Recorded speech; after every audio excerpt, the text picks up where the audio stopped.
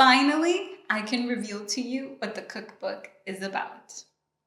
In this video, I'm going to be covering with you how the book started and where it's at today and what you can be expecting. I will make sure to leave timestamps on this video in case you get tired of me rambling and you want to skip around to places.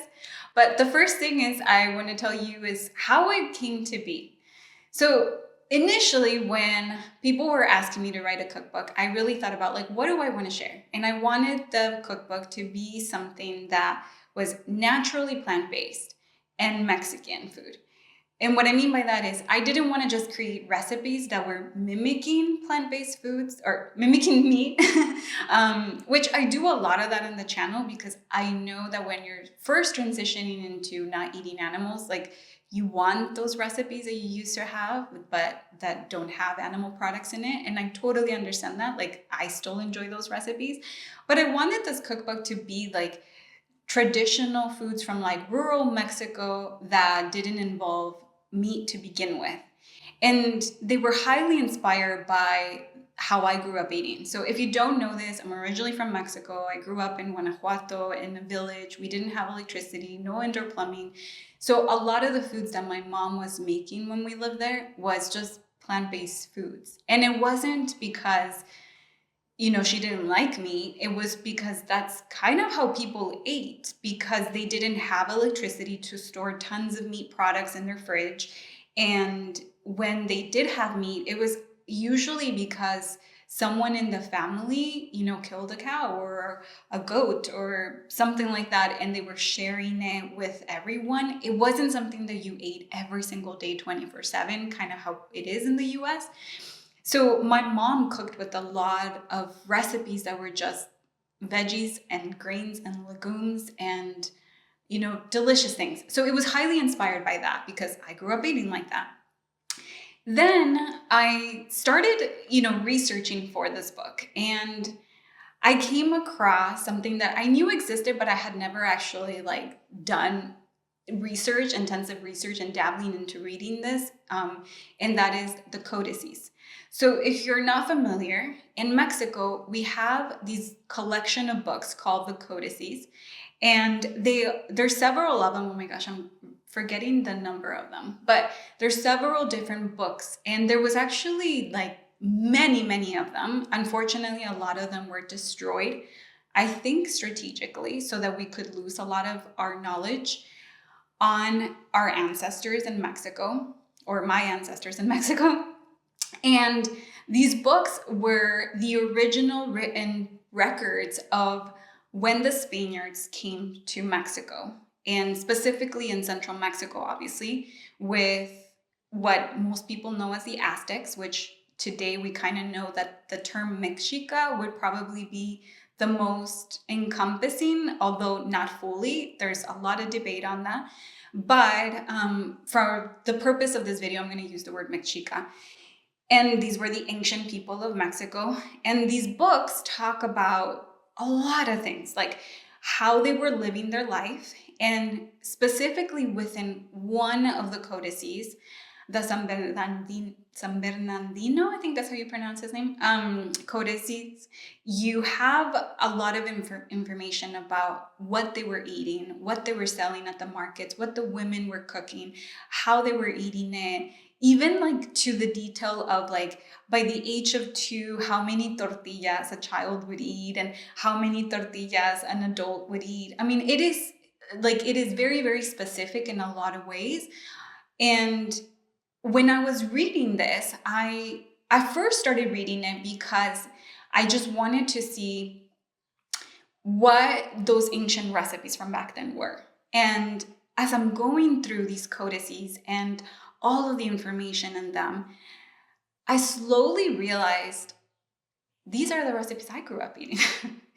And maybe it's because, I'm from central Mexico. So obviously those recipes from the Mexica, my ancestors, were passed down through generations a little bit. Obviously, it was in the same region. So clearly, I was highly impacted by those recipes being passed down through the generations. But I realized that maybe my mom was so connected to them because we were pretty much still very secluded from the modern world, at least when I was a kid.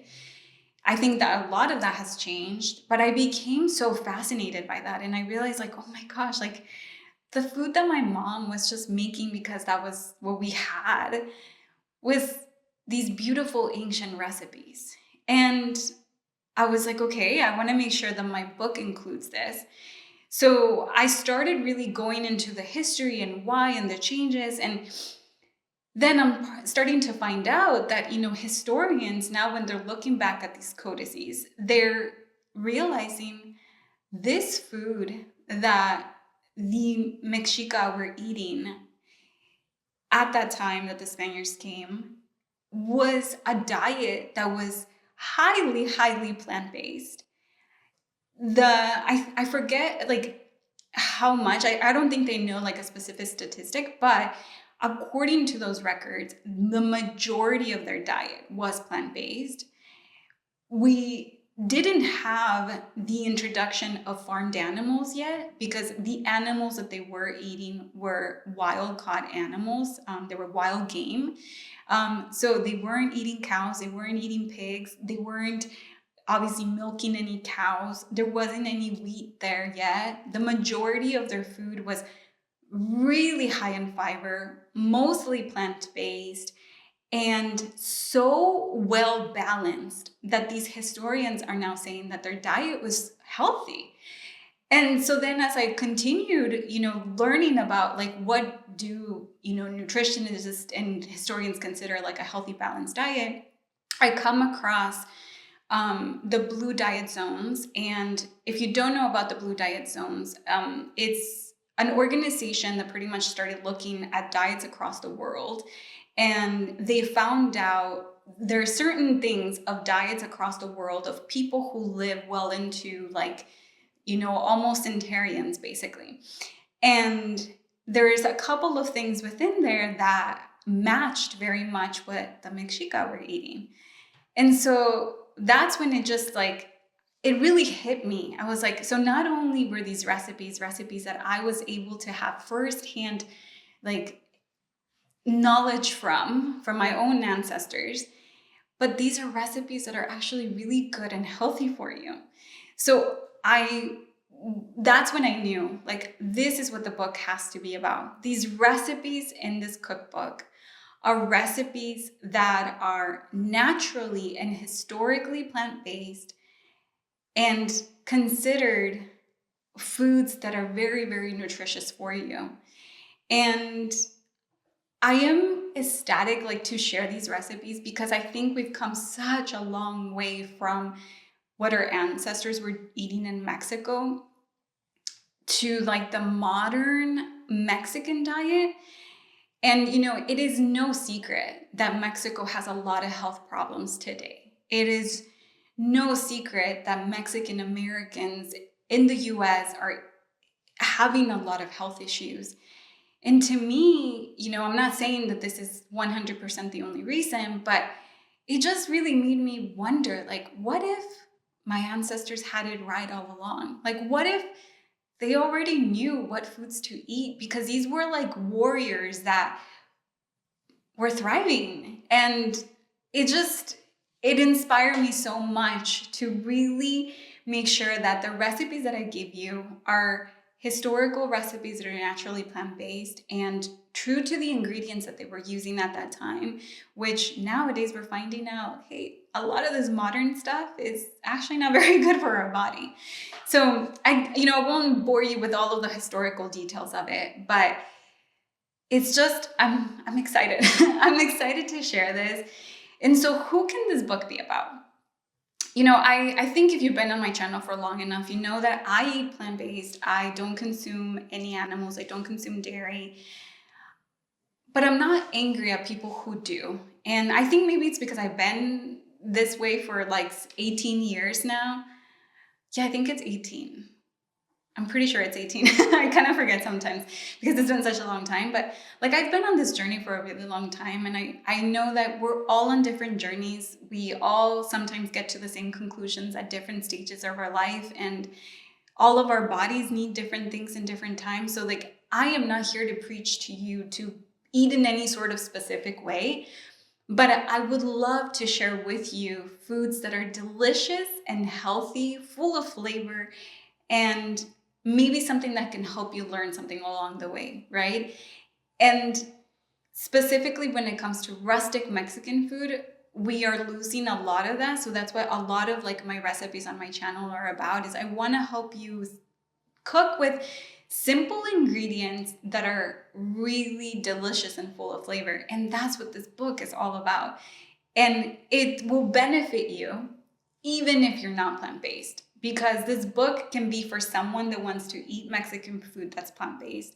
This book can also be for someone who is not plant-based but wants to learn a lot of those like basics, the way that maybe your grandma used to make them, but you don't know how. It can still benefit you. And hey, if you want to add a protein that I don't have in the book, but you want to add it to one of the recipes, like that is up to you. And I am not here to judge you on it. This book can help everyone on all ends if they want to learn the rusticness of historical Mexican recipes. And some of these recipes, you might be like, well, I already know how to make that. But you know, oftentimes what I find, and especially in Mexican food here in the US, very specifically to the US, and even in Mexico now, because I'm starting to see that kind of like trickle down that way. We live in a modern world and we try to cut corners in all sorts of different places. And I've noticed how much like the traditional way of doing things sometimes has changed over the years because of convenience. And sometimes I'm like, you don't even need that ingredient that's harming your health.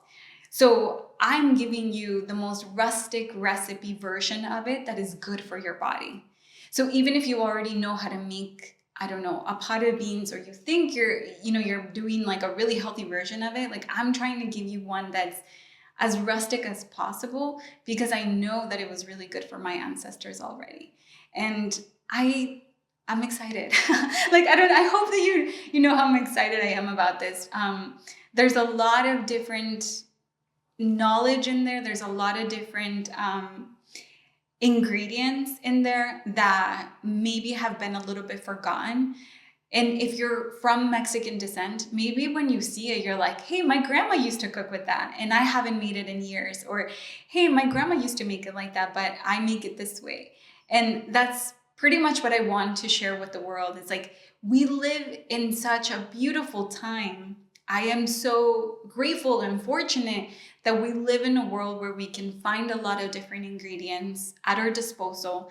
You know, there's so many places, including the internet, where you can click a button and it'll be delivered to you, where you can find a lot of these ingredients and it's going to be easy for you. I've also made the recipes in a way that I give you in the original way that they were probably making it based on my knowledge.